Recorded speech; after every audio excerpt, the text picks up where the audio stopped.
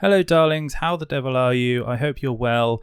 I managed to get hold of a copy of Scarlet Nexus, so I'm going to give you my thoughts and opinions on it, and then you can make up your mind whether or not you actually want to buy a copy of the game. I'm going to get it out the way just so that people can, decide if they want to listen to the rest of this straight away. But basically the game is a fantastic action RPG wrapped in a mediocre tropey story blanket. The action is absolutely gorgeous and the game looks beautiful, and it really holds up the torch when it comes to the action part. However, the story was just so unremarkable and so tropey that I find myself just skipping large chunks of it just so that I could get to the next level and see what abilities and kind of action that I was going to get next. The premise is that you are basically part of an organization called the OSF. You're in a universe where humans have developed the ability to use psionic powers, and as part of that you get handy abilities like connecting to other people's minds. As you can imagine, this has changed society quite a bit and has led to all sorts of problems and also net gains. The main group of baddies that you instantly will start fighting are a group called the Others. They are basically these giant creatures that go around eating your brains, and it is your job as an individual with psionic powers to make sure that this doesn't happen. And as a recruit of the OSF, some actions happen that lead you to discovering certain things, and the story unfolds from there. If you enjoy titles such as Devil May Cry, then the chances are that you may very well enjoy this title. The core mechanics basically revolve around that you have a primary attack, you have a heavy attack, and you have a dodge button. As well as that, you have a psionic meter that you can build up and then use to throw items at your opponent. And this, combined with the talent tree that you get, allows you to build up a set of tools that really allow for a super set of fluid, kind of beautiful movements that feel really satisfying when you nail them. As well as your kind of core set of psionic abilities, you also have the ability to share and take your abilities from your fellow teammates. And each level will set you up with different teammates, and each teammate has some sort of kinesis ability. And to give you an example of this, for example, there's a level where you have a character who is a pyrokinetic. It allows you to take her abilities and then use them on oil-based enemies and set them on fire and do extra damage. And this is the same for other characters. There are elemental kind of attributes that overlap and complement each other.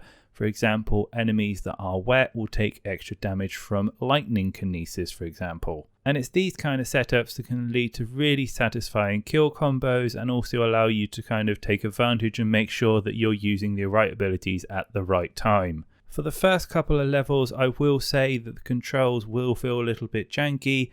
The dodge will feel a little bit frustrating because you haven't unlocked some of the later tier talents, and it'll feel like every time that you do a combo chain, your car is stalling and you'll get knocked over. I will say the knockdown mechanic can also feel a little frustrating, as by the time you get knocked down, it actually lines up with an enemy's knockdown ability. So you end up situations where you get knocked down, you get up, and they cast it again, and you're knocked down, entering this kind of stun lock scenario. And the only way that I found to overcome this is simply not get knocked down. So for a while, there is a little bit of frustration while you're trying to get used to the game. In terms of an RPG's perspective, the progression system isn't that interesting. The most interesting and visual progression that you will actually see is the talent tree. It will give you extra actions that you can do after dodging, getting rid of someone's armor, for example, or doing other bits and pieces such as air combos. I will say, if you're someone who likes to see a lot of visual difference as you progress and unlock different weapons and have different playstyles to use, then you're going to be a little bit disappointed. I went through the first 3/4 of my playtime, so about 4 hours in, before I even got my first upgrade, and when I got an upgrade it was simply a +1 of the weapon that I was using with a slight cosmetic change. Any sort of major visual changes usually come from skins, which to be honest didn't really float my boat. In fact, the most visual changes that you will see are the different abilities that you borrow from your teammates, and for the most part even they don't really add that much value. They either change the hue of the screen or add some sort of trailing effect to your weapon. In terms of controls, as someone who was using a mouse and keyboard, even I was forced to use the controller, as using a keyboard and mouse was absolutely unbearable. The button schema was simple enough. However, the frustration that I found was when it was trying to use the camera. The camera, to put it mildly, is incredibly frustrating. I often found it snappy, either putting enemies behind you or the side. If an enemy was extremely mobile, then I found that they were often off screen half the time. And there were times where even though the actual fighting was so pretty, it was just so frustrating trying to actually focus on the enemy, it took away some of the enjoyment. In terms of actual extra things to do outside of the main story, there's not much really to write home about. They're the kind of bog standard kill enemy blah or collect item blah. And the only real incentive to do them is if you want to grind some extra items or you want to farm experience to level up your characters, which is important if you want to upgrade your generic damage, health, or mana bar stat plugins. In terms of story, this is hands down the worst part of the game. And without giving too many spoilers, it starts off with a, ooh, this is actually very interesting, into a, what on earth is this? With plot twists that just make no sense and just really odd character decisions. But it is anime, and it wouldn't be the first mediocre story that I've watched just to get a taste of all the cool action episodes.